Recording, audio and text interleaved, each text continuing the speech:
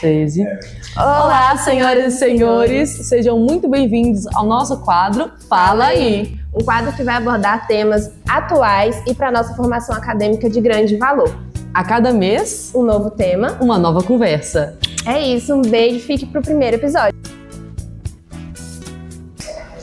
Meu nome é Lidiane e hoje convidamos um convidado muito mais do que especial. Ele é professor, ele é doutor. Fala aí, Marcos. Tudo bem? Agora deu uma resposta, né? Aí depois vocês vão editar mesmo, né? Então tá bom, né? E aí, Lidiane, boa noite, satisfação enorme estar aqui com vocês. Fico agradecido aí, agradeço toda a equipe do DA pelo convite. Vamos trocar uma ideia, vamos bater um papo. A gente que agradece por você ter aceitado o nosso convite. Não só nós, em todo o diretório acadêmico, quanto os alunos, tenho certeza que essa conversa vai ser muito enriquecedora para os alunos e para os interessados no assunto também. Maravilha, Marcos. No dia 18 de maio foi comemorado o Dia Nacional da Luta Antimanicomial, não é mesmo? E para a gente começar bem polêmico já, a gente comemorou a luta, mas a gente pode dizer que essa luta já acabou? E se não, por que é importante falar sobre isso hoje? Lidiane, ótima pergunta. A luta é constante, né? E eu acho que é interessante até pensar a resposta para essa questão a partir de uma afirmação que aparece no livro do Carlos Moore, um livro intitulado Racismo e Sociedade. Carlos Moore fala que o racismo nunca recua. E quando ele recua, ele só recua a partir de uma ferrenha oposição, de muita luta, de muita articulação coletiva e de enfrentamento. E sempre que esse enfrentamento diminui, sempre que essa luta dá brechas, ele volta a crescer, ele volta a produzir consequências, e é por isso que o enfrentamento ele precisa ser constante. E por que eu estou falando de racismo diante de uma pergunta que é sobre a luta antimanicomial, né? Sobre o movimento que buscou superar aí a institucionalização psiquiátrica que historicamente produziu tanto dano e tanta violação de direitos humanos, né? Porque o Fanon nos ajuda a pensar a partir das produções dele que o que a psiquiatria fez com a loucura, né, com o louco, com o não normal, foi basicamente o mesmo que o racismo fez com o negro, né, o negro africano.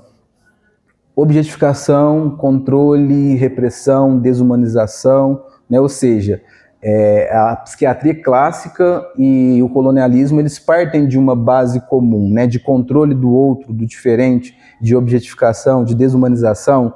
E se, a partir dessa leitura do Carlos Moore, a gente entende que o racismo ele precisa ser enfrentado constantemente, então essa lógica, né, da institucionalização, né, da psiquiatrização e da patologização da vida, do não normal, do diferente, também como um processo constante, ele também precisa ser enfrentado cotidianamente, né? Então a gente tem conquistas enormes dentro do movimento da luta antimanicomial, mas a gente precisa estar sempre atento, porque qualquer brecha que a gente dá, a gente percebe a lógica da exclusão e da institucionalização voltando e produzindo efeitos na vida das pessoas. Então, independente, né, de quando começar a luta, ela vai ser sempre recente, não é mesmo? Sempre recente, sempre constante.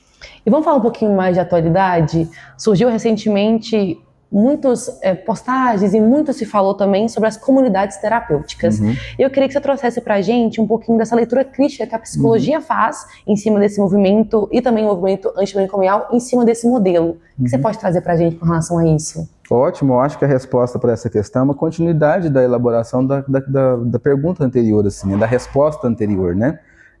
As comunidades terapêuticas, elas são uma atualização dessa lógica manicomial, né? Ainda que a gente não tenha hoje os manicômios clássicos, a gente percebe que há outras formas de produzir essa objetificação, esse controle e essa desumanização de pessoas que apresentam algum tipo de demanda de cuidado em saúde mental, né? E no caso das comunidades terapêuticas, a gente tem especificamente o público que tem alguma relação, né, fazem o uso problemático de álcool e outras drogas. E por que as comunidades terapêuticas são tidas como os novos manicômios, né? Porque elas funcionam com os mesmos princípios. Elas são pautadas na exclusão social, né? Elas geralmente estão afastadas da sociedade, elas estão afastadas dos grandes centros, né, dos bairros. elas são pautadas no distanciamento afetivo e relacional das pessoas que vão para esses espaços, né? Há um controle muito rígido em relação a visitas, em relação à interação social. Elas têm o que a gente entende, né? Todas as características de uma instituição total, né? O Goffman fala das instituições totais como instituições que limitam muito a possibilidade do sujeito ter autonomia, né? E se fazer sujeito.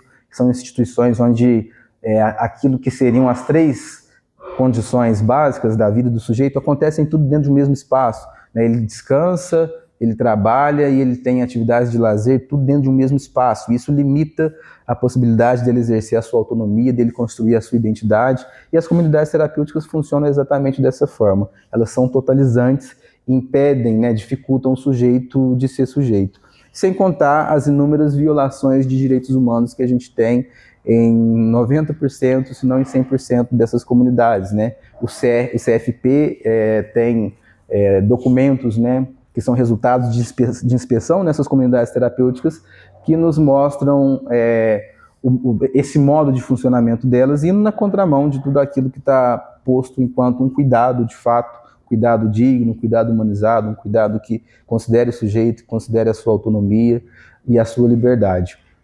Então, por isso que elas são lidas hoje, elas são tidas hoje como uma atualização desses manicômios. É igual aquela frase que circulou na internet, talvez manicômios, porém sem as grades, né? Exatamente. Uma naturalização desse ambiente, talvez? Exatamente, isso mesmo.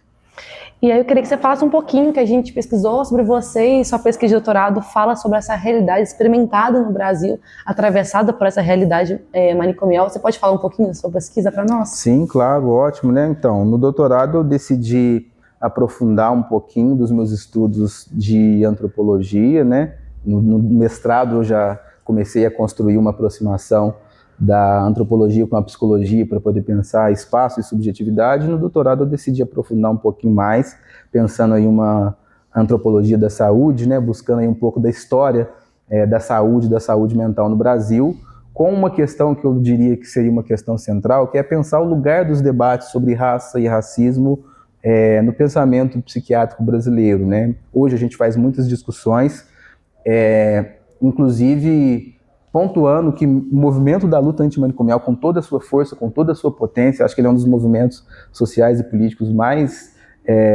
potentes que a gente tem na história do Brasil. Acho que a gente pode falar isso com muita segurança, sem dúvida está entre um dos mais fortes, mais significativos, mas ainda assim a discussão sobre raça e racismo ela ficou em segundo plano dentro do movimento da luta antimanicomial, assim, né, para a gente ver o tanto que foi difícil discutir isso e construir essa relação com saúde mental. E na minha tese de doutorado eu decidi olhar para isso, né, decidi aprofundar discussões e reflexões sobre isso e tentar construir aí algumas reflexões sobre o porquê que a gente ainda encontra muita dificuldade em fazer valer de fato os princípios da reforma psiquiátrica a partir do movimento da luta antimanicomial. Então, historicamente, as discussões sobre raça e racismo apareciam na história da saúde mental numa perspectiva de higienização mesmo, né? De higienização, controle social, afastamento dessas pessoas, justamente porque existia uma proximidade, né,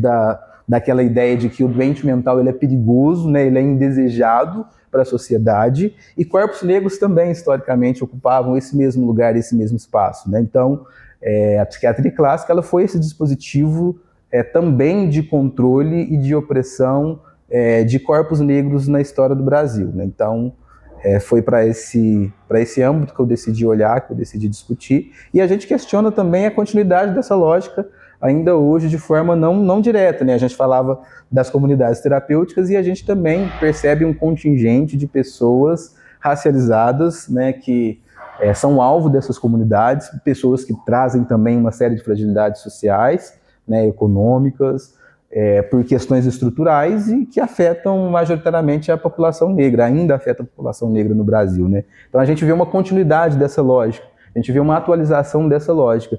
E para pensar ações que sejam efetivas diante desses problemas, a gente precisa estudar com profundidade, né, fazer essa articulação e essa proximidade das lutas, a luta antimanicomial e a luta antirracista, precisam caminhar de forma conjunta para pensar soluções para essas problemáticas, e foi para isso que eu decidi olhar, né, foi esses os pontos que eu decidi enfatizar na minha pesquisa.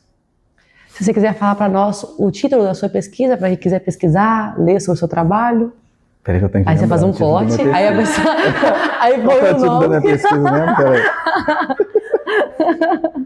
Sim, título de tese é uma coisa curiosa, né, que vai sempre mudando na medida em que a gente vai avançando ao longo da pesquisa, mas ao final eu fiquei com o seguinte título, né, Diretrizes, Reformas e Transformações, a psiquiatria e a luta antimanicomial no Brasil sobre uma perspectiva racializada. Excelente, muito obrigada, viu, Marcos?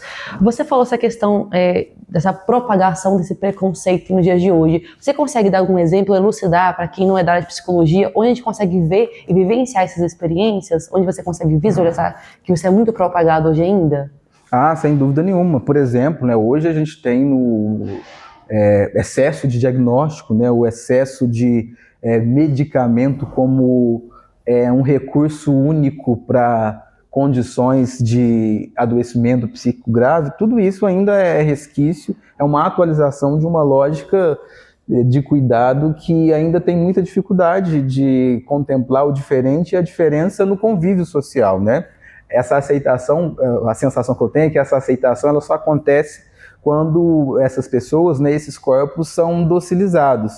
E o excesso, né, do diagnóstico, né, o excesso da medicação, de certa forma, produz essa docilização, né, para que essas pessoas possam ser aceitas nos espaços sociais, né.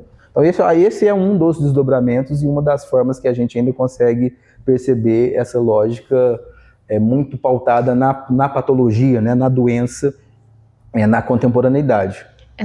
Essa docilização você vê muito nas redes sociais também? As redes sociais elas acabam reproduzindo muito daquilo que está no trato social como um todo, né? Há, de certa forma, um clamor social, né, por objetificação, né, por respostas rápidas para questões que são complexas, né? E isso acaba também ganhando divulgação, né, nas redes sociais. Um espaço até indevido, né? Muitas vezes sim, né? E reproduzindo muito dessa lógica de algum modo. Perfeito. E se a gente te pedir para você dar um conselho para os futuros psicólogos, estudantes também, o que você falaria com relação tanto à prática clínica, mas também à prática de vida na nossa realidade hoje? Qual seria um conselho que você daria para as pessoas?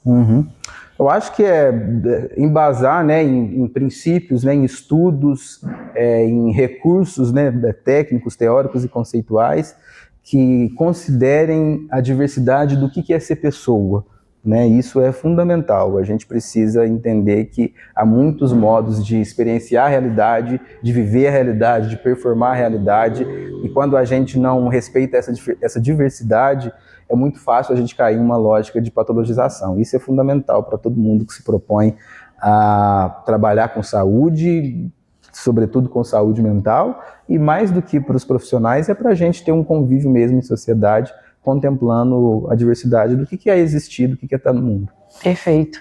E Marcos, para o nosso Momento Cultura, você tem alguma referência, qualquer área cultural, pode ser arte, música, algum filme, que você dá de referência sobre esse assunto que você acha interessante, se quiser elaborar um pouquinho sobre também? Isso é fundamental, né? Uma das dimensões importantes da reforma psiquiátrica é a dimensão sociocultural, né? Até para a gente poder produzir uma mudança de representação social da loucura, né? Do adoecimento psíquico na nossa sociedade. E a gente tem muitos filmes, músicas que falam sobre. Tem um grupo, eu vou indicar uma específica, um grupo em específico, que é o grupo Harmonia Enlouquece, né? Acompanhem o trabalho, né? Pesquisem. Vou indicar uma música em específico, a Sufoco da Vida. Uma música que é muito, muito legal, eu gosto muito dela. Gosto muito do grupo também. Roda aí, editor. Aí vai aparecer a musiquinha. Muito obrigada, Dr. Marcos, pela sua presença. Tenho certeza que essa conversa foi muito enriquecedora para todos nós, tanto para a nossa prática da psicologia, mas também para quem tem interesse no assunto também. Muito obrigada pela sua presença. Eu agradeço vocês pelo convite. Sigam o DAPSI nas redes sociais e deixe seu comentário, interage aqui com a nossa conversa. Valeu!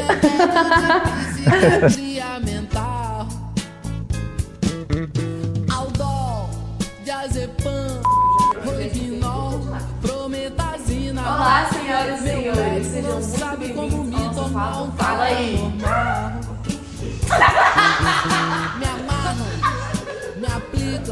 Você olha pra câmera, você olha pra câmera. Não, mas eu não vou olhar, não. Eu só vou dar uma olhadinha rápida. Olá, senhoras e senhores. Sejam muito bem-vindos ao nosso quadro Fala aí. Minha tia, me encheram de drogas e levam me ai, que sufoco. Não, você passou lá e eu. Peraí que eu tô Aí você entendendo. faz um corte, aí a pessoa. Aí Não põe tá o estudando a nome. pesquisa, não? Peraí. Que sufoco da vida. Tô cansado de tanta leva. Peraí, cadê meu drive?